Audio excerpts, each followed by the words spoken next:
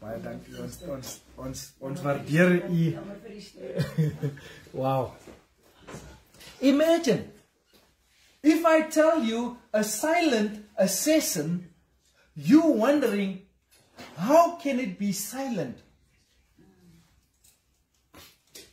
It cannot be silent, but it is silent.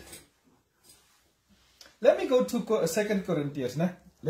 Let's start our message nicely. Let me not be the one that says something, but does not cover up with the Bible.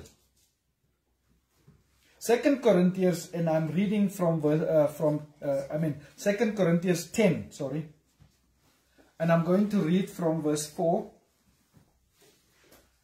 Now 2 Corinthians 10 verse 4 says there, for the weapons of our warfare are not carnal, but mighty through God to pulling down strongholds, casting down imaginations, and every high thing that exalts itself against the knowledge of God, and bringing into captivity every thought to the obedience of Christ.